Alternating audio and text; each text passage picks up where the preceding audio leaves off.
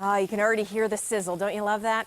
We can all research and try to plan out incredible looking meals, but if you don't begin with the best ingredients, you may as well not even start cooking. So today, we're going to start you off right, because look at this spread. We have Chef Michael Ollier with us from the Certified Angus Beef brand, and every time you're here, Michael, I mean, everybody walks in and they're just like, what's going on? Yeah, it's amazing to have you here. Right. Thank you. I always enjoy coming. All right, so let's talk first of all. You've given us lessons before on kind of choosing the right meat. So we're talking summer grilling. Yes. What is the first thing that we need to look for before we throw this on our grill? Good question, because if you want to choose quality, you look at the meat case. Like I walk into Meijer and I'm looking for the little flecks within the lean. Okay. So within the red, look for the abundance of the white flecks. That's marbling, and that is the indicator of high quality. And that's good to know, because sometimes you look at that and you go, oh, does that have too much fat? I don't really know what that means. That is actually This is the good fat within the lean. So if you're preoccupied with too much fat, don't eat the fat on the outside. That's the inter, meaning between the muscles. But the stuff within, embrace that. That's the good fat. Yeah, that's the good fat. Okay, Michael, now what about the names we always hear, right? T-bone, ribeye, strip steak. How do we know what's best, what we're looking for? Yeah, a lot of those that you mentioned are the ones you see on a lot of steakhouse menus. So a T-bone is a great one, and actually on sale at Meijer this week. So take advantage of that. This is a strip steak that we have here, and a T-bone has two steaks on it. Okay. One of them is the strip. So this is essentially a boneless T-bone, if you will. The other cut would be a fillet on that.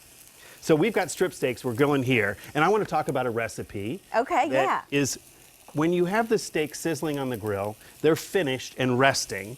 Right. I want to talk about a finishing butter, a classic steak butter to really bump up your game. Seasoning-wise, I always just use coarse kosher salt and fresh cracked pepper when I put it on my steak. Simple. Okay? Simple. If you have quality, you don't want to mask it, you just want to bring out its best, and that's what salt and pepper does. Okay. So then when they come off the grill, I created this classic steak butter, and I'm going to show you how to make that. Okay, perfect. There's a lot of good looking stuff there. Half a pound of butter, All just right. softened, okay, so it's soft butter. And then I roasted some garlic, so a head of garlic that I've liberated the cloves out of. Okay. Okay, so it's just softened garlic, shallots, everything just goes into the softened butter. And then this is a great time of year for herbs, right? So garden we've got a plethora of herbs you might, or you just pick them up at Meijer like I did.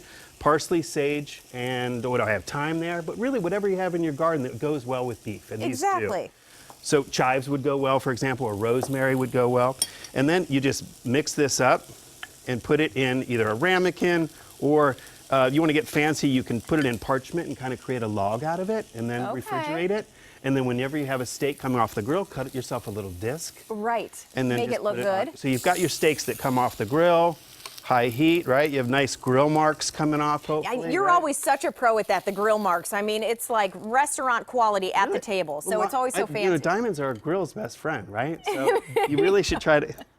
I like it. I like it. So then really it's just putting some softened butter on top of your steak and just let it melt while they're resting. Resting is important, okay? It's important for us too, but it's important for the steak. Why is that? Why do we want to let a steak That's rest? what I was going to say, because my husband's always like that, and I'm like, I'm hungry. Why do we have to sit here and wait for 10 minutes? Usually it's the guys that are like, gosh, come on, just give me the steak, Not right? my I'm ready family. to dive in. Yeah. But the steak needs to redistribute all of its moisture and realign itself in the fibers. And if you cut it too early, you'll just see the juices flow out onto the cutting board. Just give it 5 minutes. If you have that much patience, you'll be rewarded by having a nice juicy bite each time.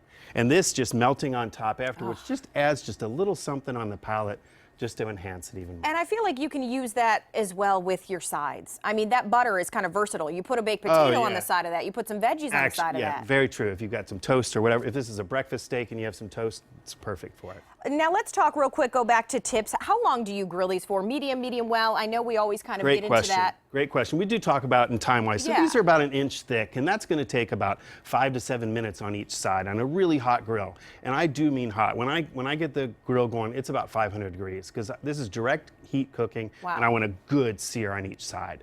All right. You know, a cool grill is dangerous for a steak, because it's just going to stick. Okay, that's good to know. And to know your doneness, I always use an internal read thermometer. This is a really important tool. You know, it doesn't cost you more than one steak to get each steak perfect. So buy an internal read thermometer and check the doneness by entering into the side of the steak. Okay, Michael, it looks amazing. Always great. Angus Beef, the website has so many more tips and recipes and all kinds of good stuff. We're going to put today's recipes up on our Facebook page and website as well. So thanks for being here. Always a pleasure. Thank you.